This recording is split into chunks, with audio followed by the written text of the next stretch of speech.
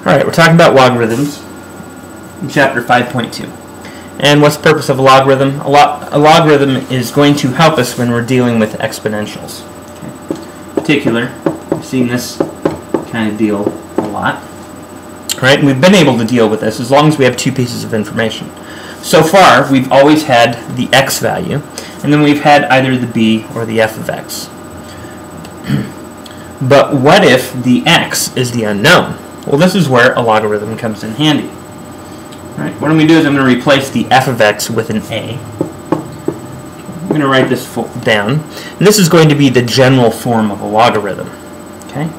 So now what I'm going to do is I'm going to write this as an inverse. Alright, if you are really curious about that, you could read chapter 5.1 if you wanted to. It's not assigned, though. Alright. I think in 111 you get a deal with it. So the way I would rewrite this in logarithmic form, I would go log base of a equals an x. So all I've done is rewrite this. Alright? So the log here gets a base.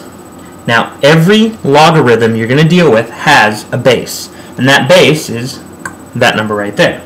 Okay? When it's in exponential form, the a is the piece that's inside our logarithm. And we have this equal to x. So when we have something like this, we can start to deal with it. We can deal with it with our calculator. We could go to some tables.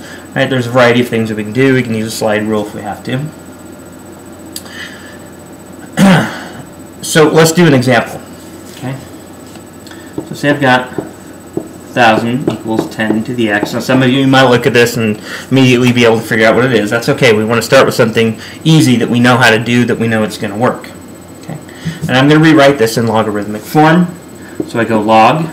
I look at my base. My base is this number right here. That's my base.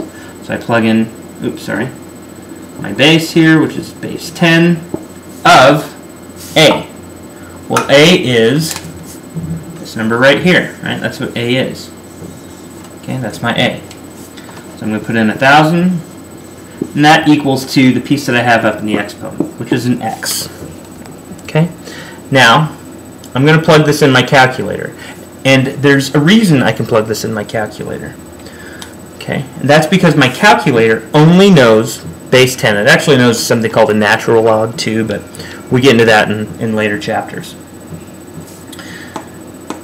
Base 10 is the base that our calculator uses. So we can plug this in. And the way we plug this in our calculator, we just hit the log button, put a parenthesis, we put 1,000. Alright? Now if we see this right here, just log with no base, we automatically assume that's base 10. Automatically assume. Okay? In fact, our calculator doesn't do any other bases. Doesn't do base 6, doesn't do base 7, doesn't do base 2, doesn't do base pi. Okay? In fact, we have to kind of trick it. We'll learn a little trick later on how to plug non-base 10 logarithms into our calculator. So anyway, we do this and we come up with the answer of 3.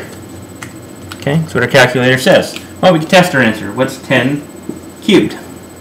Well, 10 cubed is, of course, 10 times 10 times 10, which is 1,000. Okay? So we have derived our answer.